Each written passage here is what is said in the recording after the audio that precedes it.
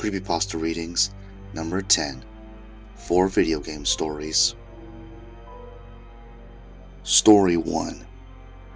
Spyro Zero, Beginnings. If you are a fan of Spyro, then you likely played the original trilogy. To recap, in Spyro 1 you save dragons, in Spyro 2 you stop Ripto, in Spyro 3 you rescue eggs. However, in Spyro 1, Nasty Nork with silent G's not only uses the petrification spell on all of the dragons, but turns gems into other Norks. Why doesn't he have other Norks, you might be asking? Well, I think I know why. One day I went to my local GameStop to buy a new game when I came across a game called Spyro Zero Beginnings. I thought to myself, this must be a prequel. After I bought it, I took it home to play it. What I played made me look at Spyro differently. It started with a cutscene where an egg begins to hatch. Out came Spyro. Nasty Nork saw it happening from behind a bush. "Attack!" he yelled. A crap ton of Norks came out of trees and attempted to attack young Spyro. The other dragons saw this and defeated them all. "Whoa," Spyro said in awe. It then cut to 12 years later. Spyro was looking for any nearby Norks. Just then he saw one walk by. Finally, the actual game started. The game told me to charge up against the Nork. After I beat it, it showed a cutscene where the Nork just laid there on the ground. "Well, on to the next one," Spyro said. Since the Nork just laid there during that cutscene, I came to the obvious conclusion that it died. I played for hours and hours until finally I got to the last level. There were 3 more Norks. Once again, I killed them all. One more cutscene played. It showed Spyro gathering all the dead Norks. "Lunchtime," he said in a psychopathic voice. I watched in terror as he ate their flesh like steak and their guts like spaghetti. The game ended with Spyro looking at the screen saying, "Thanks for your help, Ethan." How did he know my name? I quickly shut off the game and smashed it in case Spyro would come for me. Now I know what happened to all of those Norks. There's a special place in hell for that purple dragon.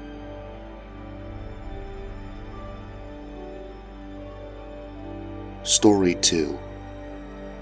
Talking Angela. There's this game. Maybe you've heard of it from social media already.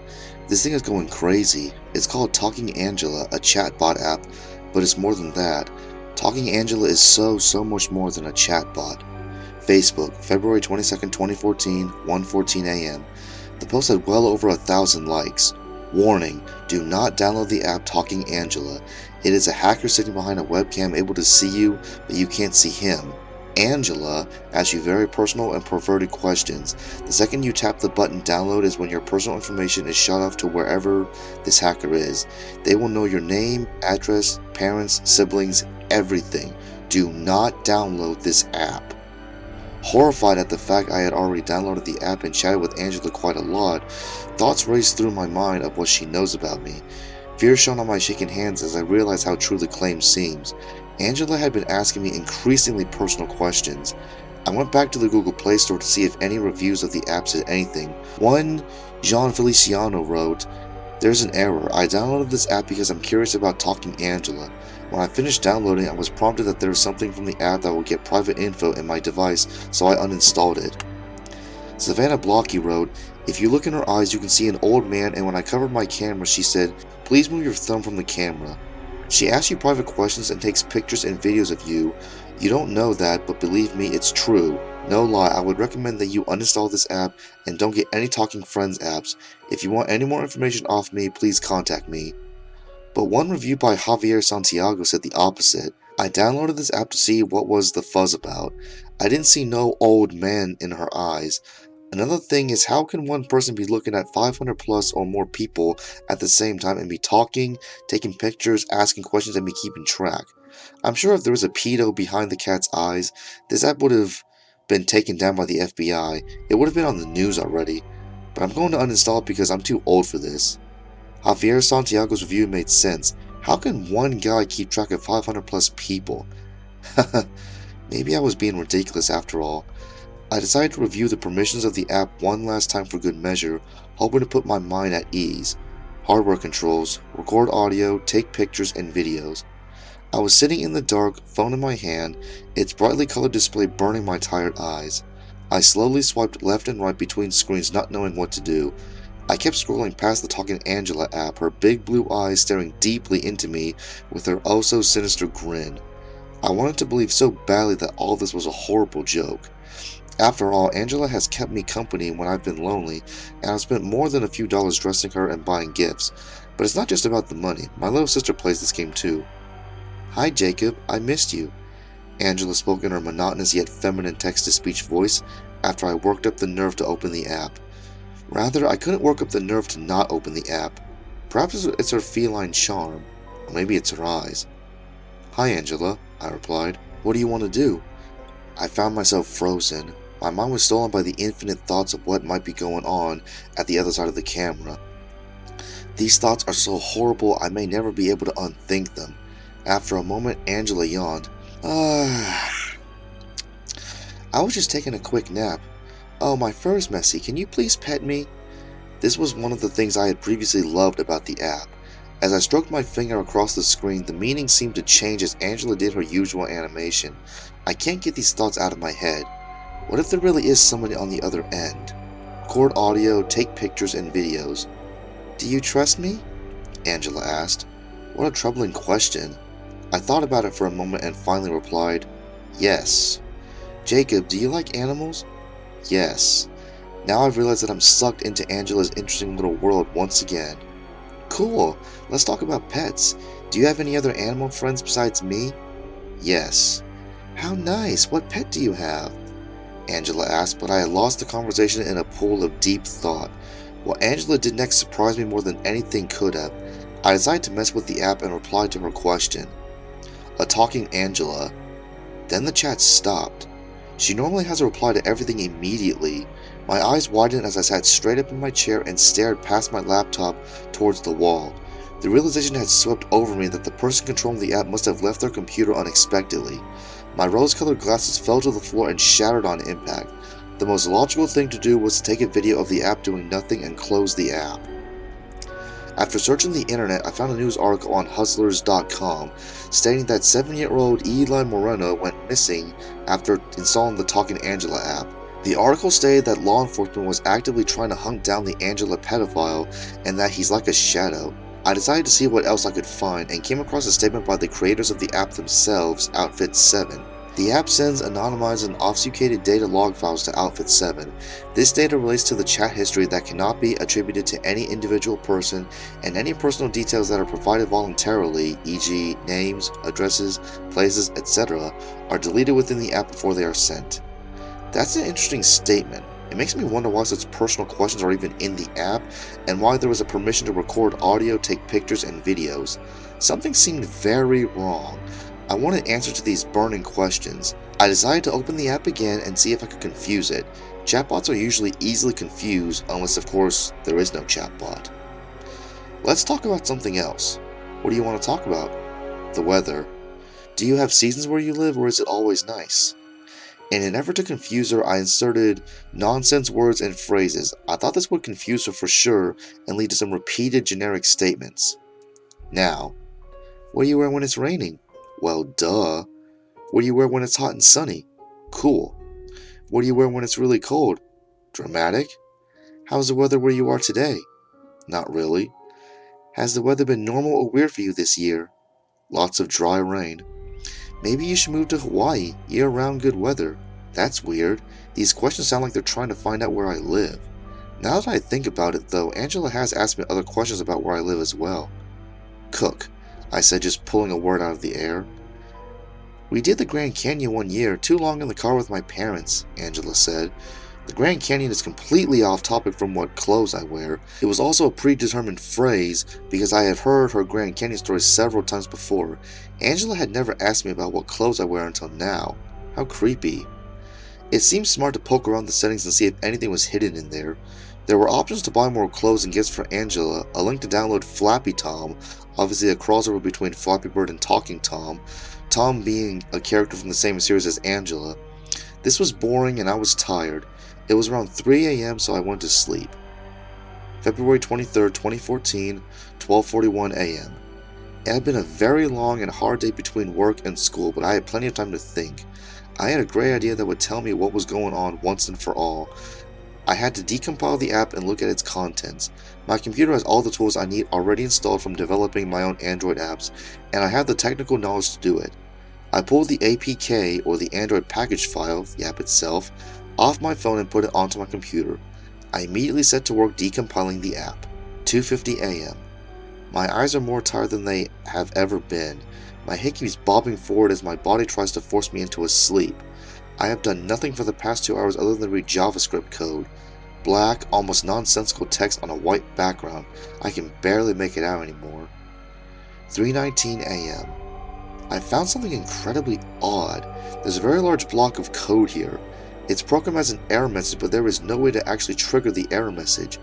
Actually, it looks like enough code to be an independent app. I will try compiling it and see what happens. 3:32 a.m. I've compiled the independent code into its own app and installed it. Upon launching the app, I was greeted with an error message. Sorry, Android must be in safe mode. After about 30 seconds, my phone restarted and I had 4 blank home screens with black wallpaper.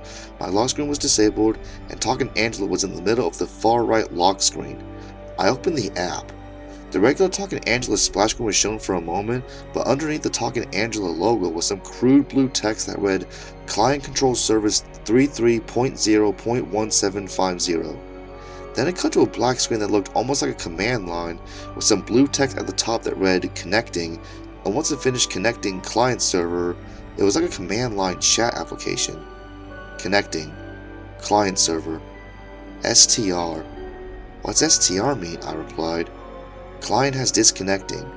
Connecting. Client server. STR. What does STR mean? Send to receive. Send what? I was utterly confused. Unless they're talking about videos of kids. Client has disconnecting. Connecting. Client server. STR. My forehead was dripping in a cold sweat, and in a split-second decision I replied, You first. KPVZ7KI2V5 AGWT36. Now send me some. Send you some what? Well, you got it, dude. Client has disconnecting. Connecting. I copied the string of numbers and closed the app. I pray this isn't what I think it is, but I had lost most of my functionality for rational thought because of the shock of everything. Not only did that independent code work, but it's a working chat application. My mind was filled to the brim with blurred thoughts, none of which are fully comprehensible. I threw the string of numbers into a Google search to see if I could get any answers, but nothing showed up. I reopened the app, but before it could connect, I hit the settings key. I was brought to a screen with a seemingly infinite vertical list of similar numbers to the one that guy had sent me. There was a text box at the top. I decided to paste the string of numbers into it. Connecting.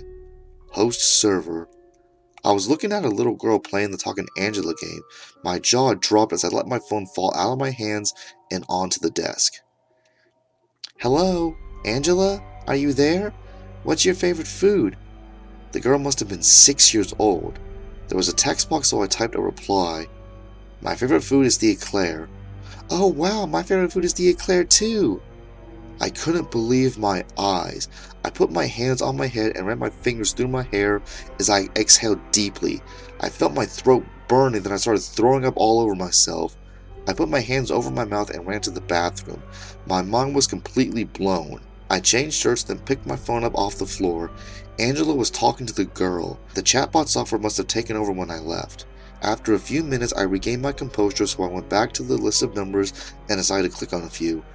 Most led to nothing. A docked phone looking at a bedroom, the ceiling, or something I couldn't make out. I felt really weird looking through other people's smartphone cameras. Despite that, I copied a random string of numbers and decided to share it on a client server. Connecting. Client server. I decided to say STR first. STR. Hey dude, this girl's getting dressed and the phone's pointing at her. Send me a link first. I was appalled, but I sent the guy the random string of numbers I had copied to see what happens. 3WXRNHLW8GDELRPB. Cool dude, cool. Here's the girl. SAH9AAT7U72PFXM9. I copied the link, but I disconnected and didn't visit. Client has disconnecting. Connecting. Client server. I wanted to say the same thing as the other guy to see how this guy responds. Hey dude, this girl's getting dressed. Send me a link first. Bruh, why are you even here if you got one of a girl getting dressed? Alright though. 3WXRNHLW8GDELRPB. So then I sent him the link from the other guy, SAH9AA7U72PFXM9. There were a few moments of silence before he replied, "Man, that's disgusting, man, what the hell?" What happened? Client has disconnecting. I decided to visit the link to see what was there. It was an old fat guy playing Talking Angela and masturbating at the same time. I threw my head away and said, "Oh God," in disgust. I closed the application. I put my elbows onto my desk and held my head in my hands as I frazzled my hair. I couldn't fully understand any of this. Why would people think this way and do this to children? This whole situation is absolutely disgusting, and now I'm looking through cameras at little boys and girls too. The mere thought of it was enough to make me sick. I felt ashamed because I had messed with the app so much. I'm going to call the police and tell them everything. Update: February 24th, 2014. Two men in suits visited my house. They showed their badges and identified themselves as FBI officers. They asked to see my phone, then handed me a different Android phone, but it was a cheap Android and not nearly as good as mine. Then they took the SIM out of my phone and put it into the phone they gave me. Use this phone as a replacement for now. They asked a few more nonsense questions, took a photograph of my ID, and asked if I would be willing to testify in court. I said yes. Thank you for your patronage. Good day. Then they left. Update: February 25th, 2014. I can't shake the feeling that this phone is bugged. Every time I make a phone call, there are some beeps before a call is placed, and when I send a text message, there is an unusual delay before it is sent. Not to mention that my browsing history keeps cleaning itself. Update: February 26, 2014. I received an email from the U.S. Department of Justice at USA.gov today.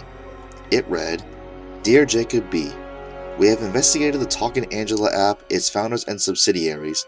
We have found no unlawful behavior, malicious software, or any ill intentions within the app or as a result of the app. Outfit 7 has confirmed that any data sent to them is anonymized and only used to improve the lifelike attention to detail that Angela maintains. This case is now closed. Your phone will be mailed back to you as soon as possible. You may keep the phone we lent you.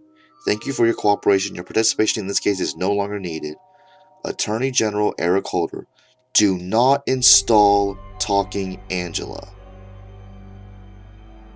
Some people say there is an empty room or a man staring at you through Angela's eyes, but when people download it, she acts normal because the guy ain't there, but if you are clicking from a phone, he's taking pics.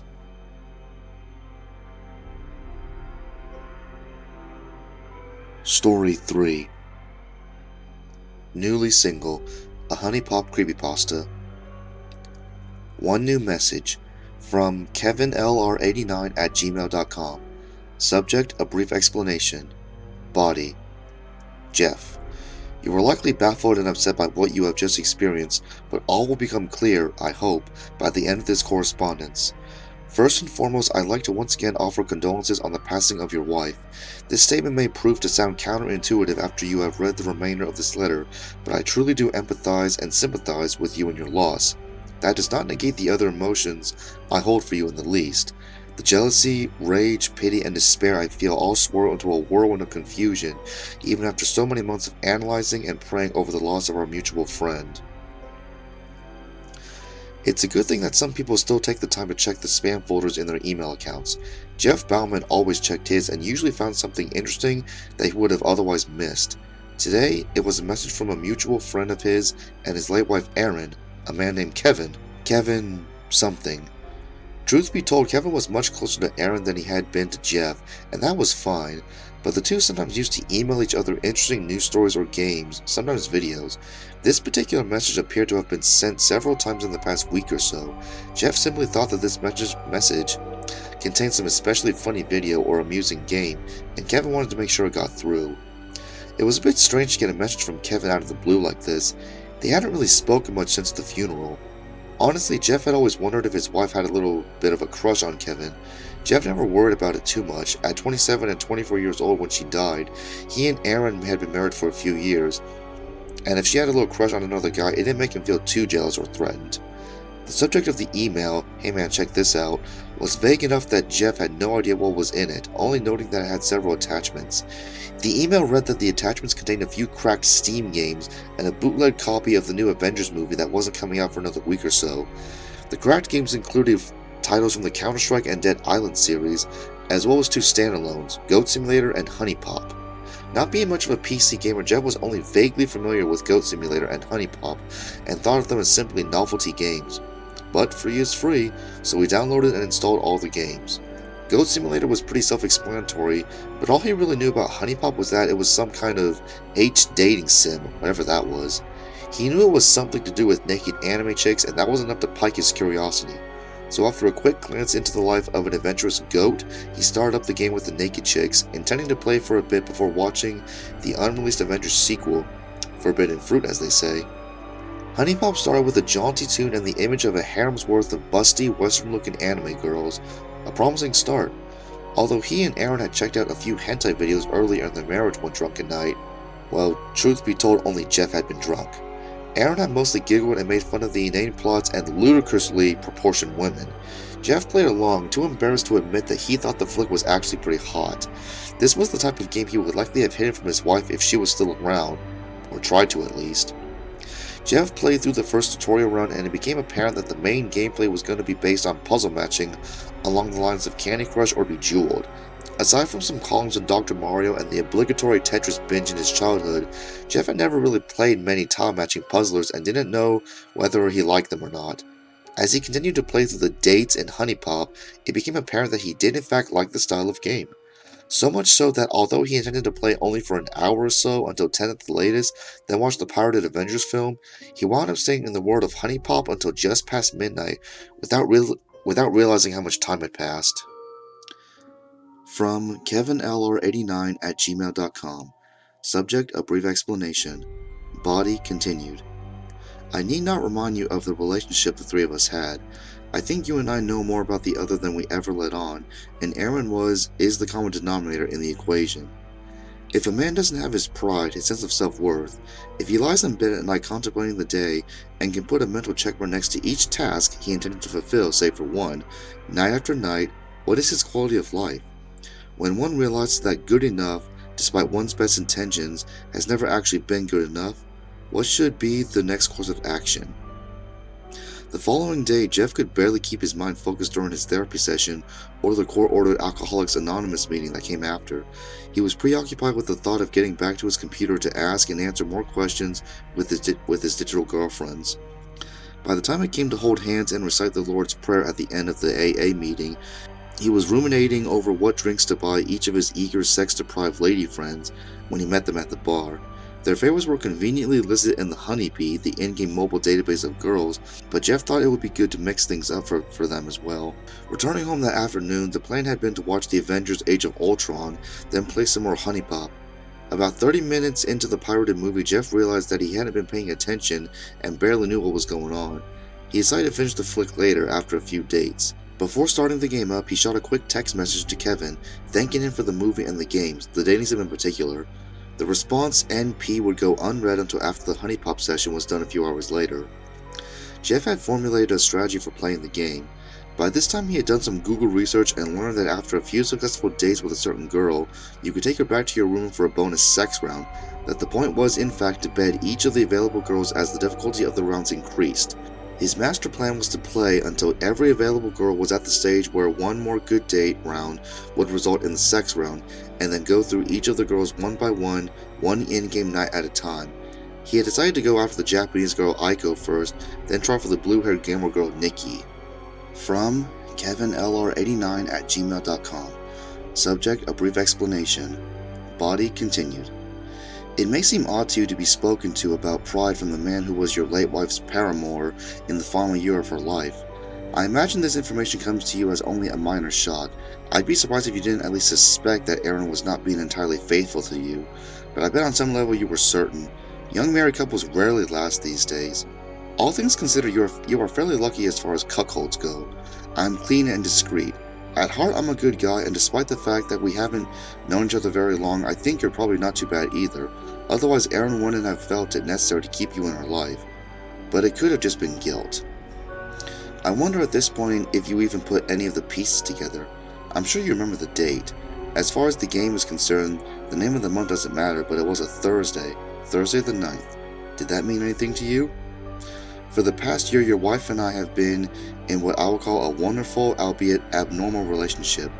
It may have started out as a sex thing, but it evolved into so much more. The fact that she had known you for so long and really had only ever dated you had her in a kind of blissful ignorance. I brought her to a state of blissful awareness. She seemed to think that a life of unfulfilled promises from a man who drinks and plays video games every day was what marriage was all about. I didn't steal your love away. You pushed her out and took her for granted. Whether she ended up leaving you or not, her wavering faith was inevitable. I could go on about how your faults and my strengths, but it really doesn't matter, especially now. Nothing can bring your wife back. I know that you've suffered in this. How could you not? But that isn't enough. I'm not talking about justice or revenge or anything that dramatic. I'm talking about evening up a little bit. The night she lost her life, the night that you were driving back from some dipshit party with a BAC of .21, a night of mutual regret for all involved. Do you remember that I do volunteer work sometimes? That my main job is driving ambulances and emergency response vehicles? You know I was one of the first responders on the scene, not that it made any difference. Part of the game involves talking with each of the player's potential mates, asking and answering questions to earn honey, one of the game's forms of currency, the other being called money. The questions the player may ask range from inane, what's your favorite color, to the keystone of every successful relationship, what cup size are you rockin'? Remembering the answers each girl gives to these questions helps the player earn more honey. Players are also periodically asked questions by the girls, requiring them to recall the information given in an earlier conversation, or just look up the answers online, or wishing to hear his or her response to a hypothetical or personal question. Things like, what would you do if you found someone's wallet on the street, and how many girls are you seeing right now?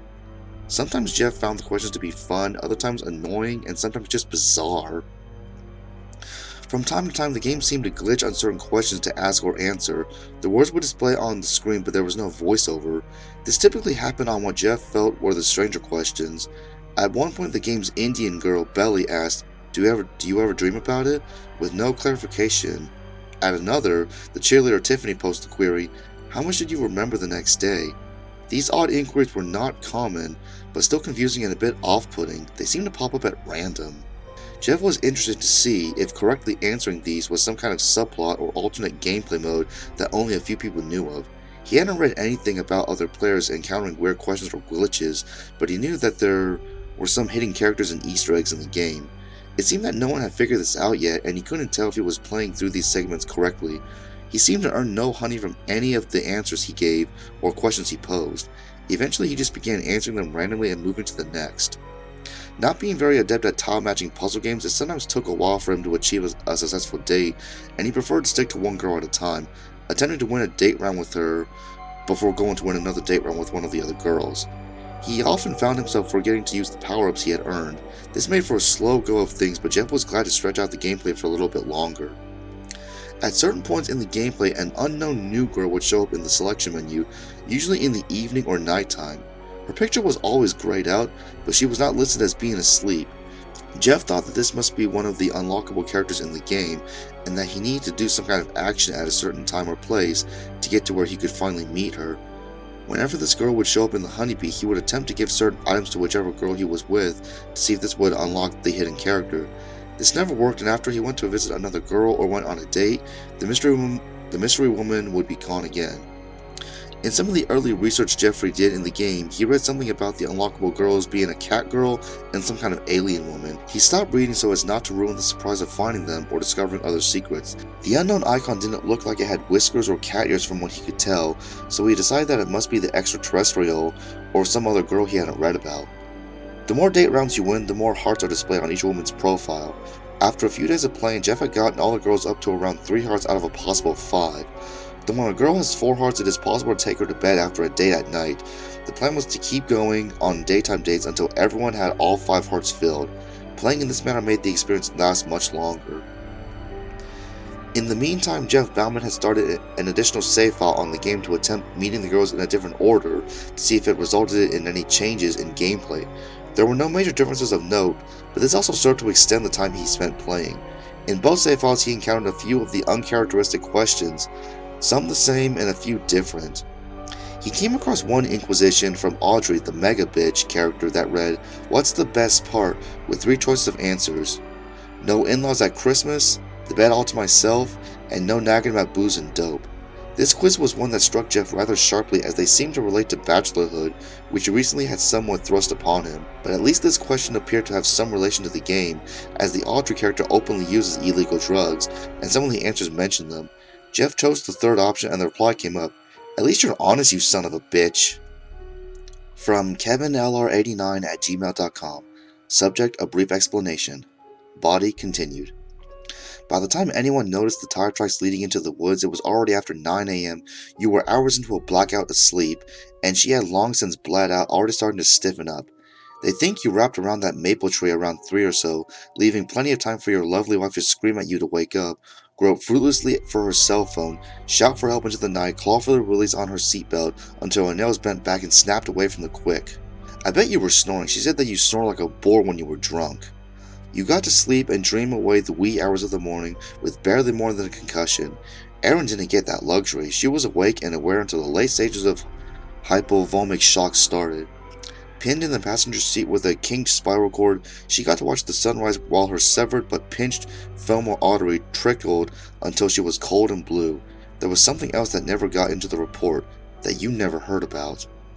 She had enough room to move her left arm a little, enough to reach a few things like the still functional car lighter and a few things in the center console. One of these things was one of your hidden joints. She once told me that 2 out of the 3 times she tried smoking pot a few years ago turned out awful. The other got her pretty relaxed. I guess at one point she decided that you weren't going to wake up and there wasn't any help coming, so she lit it up and took a few drags. We found the roach stuck to her shirt in a congealed stream of blood and vomit. I can only hope that it erased her last moments on the planet. At last the time came when Jeff could begin taking his digital girlfriends on night dates and hopefully getting the bonus sex rounds. As silly as it may have sounded to others, Jeff had, knowing he had a night off to play the game, picked up a bottle of Civis Regal Scotch for the occasion. Before the car accident, it was not uncommon for him to have a few drinks and play some video games, and since the publicity of the wreck and the general knowledge in the community that he had been attending 12-step meetings, he tried to keep his drinking more hidden than ever. He had driven about 40 miles out of his way to hit a liquor store where he and his car wouldn't be recognized. The save file he loaded started him out on a morning, and he set out to chat with some girls before taking the Asian girl Aiko on a date at night. Twice when he was talking to different women before the dating began, he was met with a question screen with no real text on it, just a series of ellipses and the girls making their disappointed faces. He thought he must have done something wrong in playing the game up to that point, but it didn't seem to be affecting the main flow of things. He hoped it didn't affect the dates.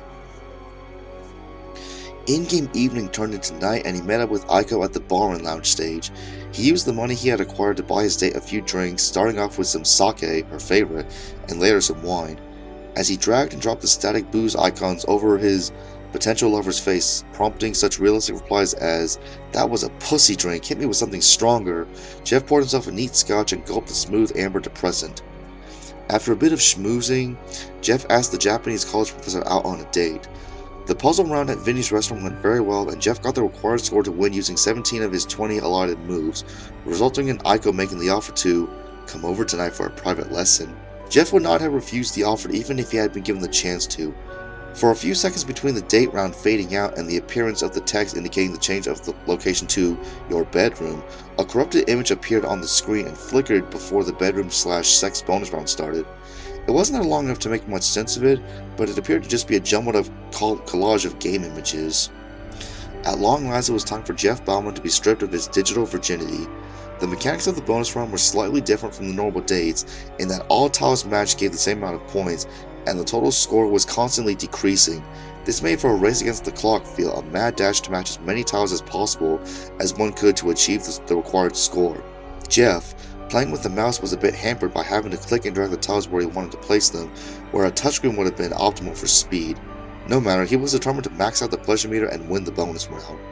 Jeff hadn't realized that as he was scanning the tile grid, trying to plan 2 and 3 moves ahead, he had begun to sweat and was biting his top lip with increasing ferocity. When he crested the halfway mark on the pleasure meter, he barely even noticed that the bra his inanimate computerized lover was wearing disintegrated and her shiny high-definition breasts were on full display. His top matching became more frantic as Aiko's moans increased in frequency. Before he could fill the pleasure meter and bring to climax the oversexed professor, his monitor started flicking and glitching. Before he could register what was happening, the screen had gone black. From KevinLR89@gmail.com. Subject: a brief explanation. Body continued. Not sure if you knew about this, but it also looked like she used the car lighter to try to ignite some papers and the owner's manual. We found a few burned up napkins and the owner's booklet with singed corners a few feet from the wreck. I guess she was trying to start a fire to raise some smoke to signal anyone in the vicinity. It didn't work. She must have realized that starting a fire could have burned the three of you alive. You probably would have slept through it, but she was still awake at that point. Can you imagine the desperation, the loss of hope that would make a person consider that? I try not to think about it too much.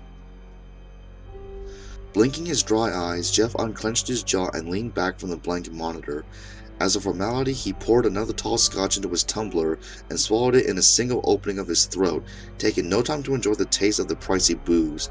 He hissed the burn out through his teeth, then assessed the situation. Before he was able to start clicking around to test the computer, the game returned to the screen. The date appeared in white text as usual, followed by an image that was familiar, but also unique. What Jeff saw was a new girl, one he hadn't encountered or seen pictures of before. She was standing in the park at night looking downtrodden. She was built differently than any of the other girls in the game. She looked overweight, dumpy even, wearing jeans and a black t-shirt with a Judas Priest logo. This detail was what struck Jeff, a plain black Judas Priest shirt, pretty much identical to the one that his wife owned. It was at this point that he glanced down to the lower left corner of the screen and saw the icon of the unknown girl he had noticed grayed out while he had been playing. She was now in color and had a name: Aaron. Shock is a word that gets a lot of use in daily conversation, but it is the most appropriate word for Jeff's reaction to seeing a Japanese anime interpretation of his dead spouse in an adult puzzle dating simulator. He couldn't find his breath for several seconds, and there was an icy sensation of pins and needles blooming steadily from just under his sternum. He gaped at the unhappy-looking cartoon woman on the screen, noting her bright emerald green eyes, a shade of contact lenses that Aaron sometimes wore, her deep violet hair, the color she had dyed it on a New Year's Eve 3 years ago, the color she always said, only half-jokingly, that she wanted to have it dyed permanently. The physique that he initially noted as being dumpy was in fact a fairly accurate reflection of the way Aaron had looked for the last few years of her life. Following a series of surgeries, she put on quite a bit of weight and was never able to lose much of it. He was gazing at, all things considered, as accurate as a representation of her as he could possibly expect. But why? After finally regaining some of his senses, Jeffrey had another drink, this time foregoing the glass in favor of sloppily kissing the glass rim of the bottle. The cold sensation in his insides began to abate a little, and he started looking at the rest of the game's screen. He made note that all the normal game menus were listed, but not all functional. Many of the buttons did nothing when clicked. The heart meter was empty, as were the hunger and intoxication meters. He was able to check Aaron's profile, and this buried any doubts that he could have hoped to have about coincidence or the like.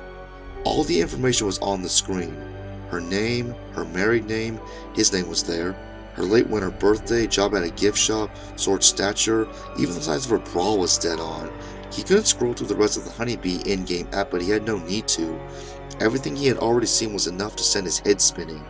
Again, he saw that none of the hearts were filled, and yet one of the only options he seemed to be able to click was the Ask a Date one, which stated that it would be a night date instead of a first date. The only other thing to do seemed to be to talk with her, even though it was listed that no honey points would be awarded for doing so. Against his better judgment, he clicked the light blue button to engage her in Honeypop's version of conversation. From KevinLR89@gmail.com. Subject: a brief explanation. Body continued. And yes, I did say the three of you, that was not a typo. While you spent the past few months in a haze of booze and pot, Aaron told me that you had become, as they say, comfortably numb. Everywhere. Maybe you didn't find her sexy since she gained weight, maybe you just lost your libido, but she hadn't lost hers. You may not have noticed, but she told me that she had been waking up in the night and getting sick, that she was weeks late. I've got no doubt who the father was, would have been. The plan was to tell you together, the two of us and you. It seemed obvious to me, but I guess you guys couldn't see that things were through. Although she told me about your problems in bed, she had also once mentioned you still had a fondness for more animated girls. I had a feeling that you would eventually get around to playing Honey Pop. I don't know shit about programming, but my little brother does, and I'm a fair artist. I just wanted to tell you, to show you what I saw and experienced these past few months in a way that might actually make an impact on your slowly pickling brain. In a way, you have a right to know everything. Now you do. Maybe now I can get some closure. As for you, you're on your own. I imagine you have more questions, but I honestly don't care now. I sympathize with you for your loss, but I also never want to see or hear from you again. I hope we can at least grant each other that. With sympathies, Kevin Randall. A message popped up in the text window. It read, "How long has it been?" with 3 choices of answers in the usual fashion. One was 6 months or so, the next almost a year, and finally over a year. Swigging another few fingers worth of scotch, he clicked the second option. Immediately another question appeared. Are things easier now? Jeff thought about his answer. His life was most definitely a bigger mess than it had ever been, with court orders, fines, and guilt. He chose the answer reading, "No, things have only gotten worse." This prompted a text reading. I sincerely wish that both of us had thought of that beforehand. Afterward, the main set of options came back up, except that talk with her was no longer a clickable choice. The only other option was to go on a date. There was part of him, a really large and glaring part, that told Jeff to just stop and go to bed, not to even think about what was happening until morning. But the slightly greater majority of his brain felt compelled to click the date button. Jeff was experiencing a strange combination of awe and despair. He hated thinking about his wife and what had happened to her, replaying everything he could remember about the night of the accident in a loop that sometimes robbed him of sleep for days on end. There was also a sense now that he was now in this. He was already ruminating about his current conundrum, as well as experiencing the familiar undertow of shame that he feared would tear him apart if he ever really sat and thought about it. If he didn't at least see this through to its end, he would have yet another sense of unfinished business to throw on the ever-growing pile. The best he could do for his conscience was to play this out a little longer before analyzing it. He clicked the date button. The images on screen disassembled and faded to black as usual. The standard text faded in announcing that the setting was changing back to the bedroom. It appeared that there would be no formal date round this time. The bedroom appeared and the gameplay grid and girl slid into view. Erin was standing on the screen looking sad or disappointed like she was in the previous screen, but this time in the fashion of the game, she was standing in her underwear. Whereas the in-game girls typically had sexy matching undergarments, she was instead simply wearing an unflattering ensemble of a black padded bra and dull blue panties. There was no soundbite from her as there is in the standard bedroom rounds before gameplay commences. She just stood there for a few seconds before the tiles dropped into the grid. The tiles themselves were not the standard mix of varied colors and shapes, but instead were limited to 2 varieties, the broken heart tiles, which dropped the player's score, and a new round red tile that Jeff didn't recognize. As there were only 2 types, it was inevitable that there would occur several 3-tile matches without any player input. In fact, Jeff found that if he tried to click in the puzzle grid, nothing happened. The tiles just kept matching, disappearing and being replaced from the top. Despite this, there was no score accumulating. The counter under the tile grid simply read a static 0/0 the entire time. As there was really nothing to do, Jeff just watched the tiles match and drop, trying to figure out what the red tile tokens were. They were constantly in motion, so it was hard to get a good look, but they appeared to Jeff to look like smudged crimson eyeballs or little red-toned sonogram images. The more he studied them, the more they looked to him like the latter. Shifting his gaze back to the right side of the screen, he saw the half-naked girl, his wife, staring back at him, never blinking or speaking like the girls always do in puzzle rounds. After almost a minute of watching the tiles fall and match themselves, Erin's image began to change. It flicked a few times, then was replaced by a distorted version of itself. The new Erin remained static, her skin now pale and tinted blue. There were dark circles forming under her increasingly glazed-over eyes. A small bruise appeared in the corner of her mouth. The tiles continued to fall as this new pale woman stared out from the monitor. Jeff stared, barely comprehending what he was seeing. His hand had moved from the computer mouse and was limply covering his slightly opened mouth. Almost before he could register what he was seeing, the image of his wife began to change again. The skin took on a more pallid hue and became mottled with bruises and a spiderweb of veins. Splotches of purple and gray and sickly green covered her body. Dark streaks soon showed across the forehead, and from the nose of the girl, inky, clotted blood. 2 deep gashes were visible, one on her leg and another on her forearm, oozing rivulets of gore. The sight was almost more than Jeff could take. He hadn't been awake when the ambulance and police had shown up at the scene of the car accident that had taken Aaron's life, but he was aware that she had lain there dead for several hours when he was passed out. The thought was something that he tried to push from his brain every day, but now it was here staring at him with glassy eyes. He closed his eyes tightly and a tear ran from between the lids down the crease of his nostril. When he opened his watery eyes again, the tile stopped dropping and the sound cue for winning a date round played. The word "success" appeared over the grid as usual, but there was no closing dialogue. From his minimal research on the game, he knew that following the bedroom round, a graphic and lewd picture was meant to appear on screen. What Jeff saw when the screen faded back in made his insides sink and brought a new wave of choking, dry sobs. The image that materialized was not an anime-style drawing of a naked woman, but instead a dark and corrupted picture of a woman lying face up in a patch of dead grass, dark streaks running from her nose and a gash on her forehead. Gray veins could be seen creeping up her neck, and her eyes were darkly bruised. This must have been a photograph taken from the scene of the car wreck. This was Erin before she was taken to the morgue, mere hours after her life had ceased. Jeff buried his face in his hands and coughed out low, moaning sobs. HoneyPop closed itself and the standard desktop returned. There was a new notification from the email app at the tray. One new message from kevinlr89@gmail.com. Subject, a brief explanation. Body. Jeff. You are likely baffled and upset by what you have just experienced, but all will become clear, I hope, by the end of this correspondence.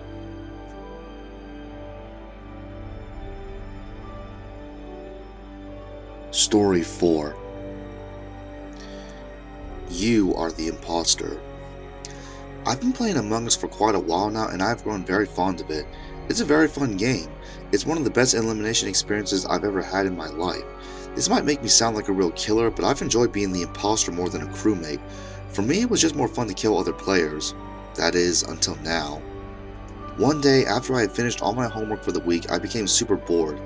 I thought about playing with my RC car, and was just getting it set up, when it started to rain outside. So I decided to play some games. I played for a little while on Xbox, but I was still bored. Later, while I was messing around on my iPad, I reminded myself that I still had Among Us. I decided I would play it, but first, out of random curiosity, I looked around in the App Store to see if there were other games that I might enjoy so that I wouldn't get too bored after playing Among Us for a while. While I was skimming through the details of Among Us, I noticed that it had an update. That's weird, I thought. Inner Sloth hasn't made any announcements for an update recently. Yes, they are still making a sequel, I think, but I haven't heard anything new about the original. I shrugged it off, reckoning that they were just fixing some bugs and stuff, even though the update contained no description. Everything went normal when I launched the game. I played around with some dummy simulations before looking for an online match. When I went to the list, I only found one. I tried refreshing it by changing the number of imposters, but to no avail. I shrugged this off again, thinking it had something to do with the update or something. I was able to join the match, making myself the 10th player. I've never been that lucky before. Usually you can't fit in a 9 out of 10 session because it either already started or it is full because somebody beat you to it. Despite the weird things that I've seen so far, I expected the match to go on as normal. I got the normal intro where it would tell you that you were either a crewmate or imposter and how many imposters were among the others. Being a dedicated worker, I began my tasks first before going into detective mode. After I completed my first task, an emergency meeting was held. Of course, I hadn't seen any bodies or another player going through the vent, so I chose to skip the voting. However, I noticed that everyone else skipped as well. Okay, now that's really strange. Usually most of the players are suspecting and will vote on any of the players, even themselves maybe. I've never been in a match where everyone skips the voting process on the first emergency meeting. Eventually, I finished all my tasks and I started to look around the ship. A couple more meetings were held. On the second meeting, everyone skipped again. I typed in the chat that voting was necessary for most players. On the third meeting, everyone voted on a few of each other, apparently having had listened to my message. The blue player got the most votes and was ejected, but they weren't the imposter. I continued looking around the ship, not being able to find anything.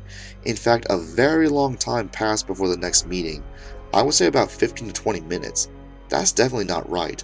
I don't know if the match itself can last that long. At the next meeting, the orange player was voted out, but they weren't the imposter either. The next 3 meetings went on like this. The light blue, green, and pink players were rejected, and none of them were the imposter. I was growing more suspicious. Usually the imposter was found by now, and I already knew it couldn't be me because I was selected as a crewmate. At least that's what I saw. I went to security and watched the cameras for a while. I saw the remaining players walking around, but I didn't see any of them killing each other or going through the vents. At one point the communications were disabled. I rushed down as fast as I could to fix them. When I tried to correctly position the knob, however, the usual gibberish message didn't play. Instead, there was just static. I didn't think this would have to go on my list of weird things that I have seen today because I thought it might just be a glitch. 2 more meetings were held. Purple and light green were thrown off the ship, but they were innocent. Now there were only 3 of us. Black, brown, and me, red. Black held another meeting and we all went into the chat. I asked them what was going on. Neither of them responded for a moment. Then Brown replied, "We are all innocent." Then Black spoke up, "It's true, we are actually all crewmates. The imposter is an AI or something." Wow, this is cool. This is like story mode. I've always wanted to have there be an automatically controlled imposter for me and the other players to find. I decided to search for them. We looked around for a good 10 minutes and found nothing. I decided that maybe they were lying and decided to vote one of them out. Black got voted out. They were not the imposter. It was just me and Brown now. This was too much. It never gets down to 2 players. Usually when a 3rd player gets kicked, you either lose or win, with the imposter either having killed all the crew members or having been killed. Brown held the next meeting. In the chat I asked him what this was about, but he wouldn't respond. I voted on him, and to my surprise they voted on themselves. They were ejected from the ship, but even they weren't the imposter. Now it was just me on the ship.